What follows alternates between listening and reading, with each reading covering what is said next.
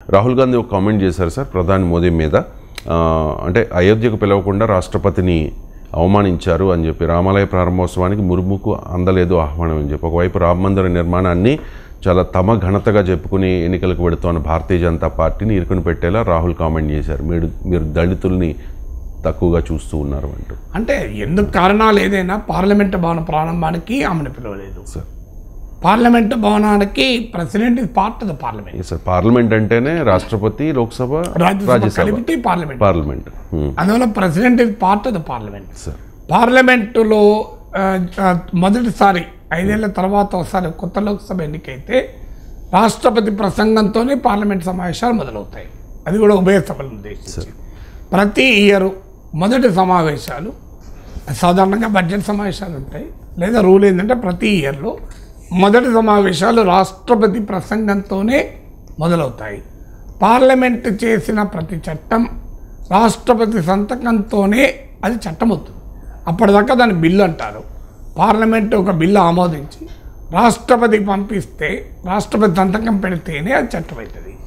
Parliament prorogue చేయాలన్నా, పార్లమెంటును someone చేయాలన్నా రాష్ట్రపతి సంతకం పెడితేనే పార్లమెంట్ సమ్మన్ అవుతుంది, ప్రోరోగ్ అవుతుంది. పార్లమెంట్లో మెజారిటీ ఉన్న నాయకుడిని ప్రధానమంత్రిగా ప్రమాణ స్వీకారం చేయమని రాష్ట్రపతి ఆహ్వానిస్తారు. ప్రధానమంత్రి తో ప్రమాణ స్వీకారం కూడా రాష్ట్రపతి చేయిస్తారు. ఇది పార్లమెంటుకు రాష్ట్రపతికి ఉన్న సంబంధం. కానీ పార్లమెంట్ ప్రారంభోత్సవానికి రాష్ట్రపతిని ఇన్వైట్ లేదు. ఎవరికైనా అనుమానం రాకపోదు కదా ఎందుకు ఇన్వైట్ చేయలేదని. సో రాష్ట్రపతి భారతీయ జనతా పార్టీ నేపథ్యం ఉన్నవారే. నరేంద్ర మోడీకి ద్రౌపది ముర్ముకు విభేదాలు ఏమీ లేవు. పోనీ ఎల్కే అద్వానీని పిలవలేదు అంటే దానికి అర్థం చేసుకోవచ్చు. ఆయనను రామ మందిర నేను ప్రారంభోత్సవానికి మొదట్లో ఇన్విటేషన్ లేదు, అది వివాదమైనాక ఇన్విటేషన్ ఇచ్చారు. అలాగే అయోధ్య రామ మందిర నిర్మాణానికి కూడా పిలవలేదు. ప్రతిపక్ష నేతల్ని పిలిచారు, సినిమా యాక్టర్లను పిలిచారు, బిజినెస్ మెన్ని పిలిచారు. కానీ మరి ప్రెసిడెంట్ ఆఫ్ ఇండియాని ఎందుకు పిలవలేదు?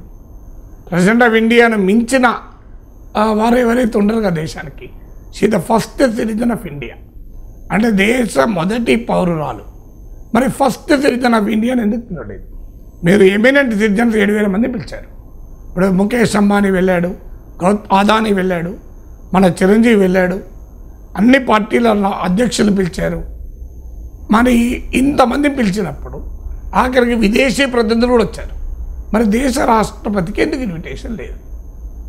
దీనికైతే ఎక్స్ప్లెనేషన్ అవసరం కదా. ఇన్విటేషన్ ఉండి ఆమె తిరస్కరించి రాలేదనే క్వశ్చన్ అయితే రాదు. ఎందుకంటే ద్రౌపది ముర్ము కూడా రామ మందిర ఉద్యమంలో భాగస్వామి. సో ఆమె భారతీయ జనతా పార్టీ నాయకురాలు, ఆమె ఆర్ఎస్ఎస్ నేపథ్యం ఉన్న నాయకురాలు. సో అందువల్ల మరి ఆమెను ఎందుకు పిలవలేదు అన్నప్పుడు రకరకాల ఇంటర్ప్రిటేషన్స్కు స్కోప్ ఉంటుంది. కానీ ఖచ్చితంగా రాష్ట్రపతిని ఇన్వైట్ చేయకపోవడం అభ్యంతరకరము. దాని వివరణ కావాలి. ఇప్పటివరకు వివరణ ఎవరు ఇవ్వలేదు. ఇవ్వనప్పుడు అనేక రకాల అనుమానాలు, ఇంటర్ప్రిటేషన్స్, ఎందుకు పిలిచి ఉండరు, మరి కారణం ఏంటి? ఏదైనా మూఢనమ్మకాలతో, తప్పుడు సాంప్రదాయాలతో, అశాస్త్రీయమైన ఆలోచనలతో పిలవలేదా? ఇలాంటి అనుమానాలు అనేకం రావడానికి అవకాశం ఉంటుంది. అన్ఫార్చునేట్లీ అనుమానాలు రాకూడదు అంటే చీకటి పోవాలి అంటే వెళ్తురు రావాలి. అనుమానాలు పోవాలి అంటే వివరణ కావాలి. అందువల్ల భారత ప్రభుత్వం వివరణ ఇవ్వాలి. ఎందుకు భారత రాష్ట్రపతిని పార్లమెంటు భవన ప్రారంభానికి దూరం పెట్టారు? పోనీయండి, బీజేపీ రాజకీయాలకు దేవుని కార్యక్రమాలు కలపకూడదు.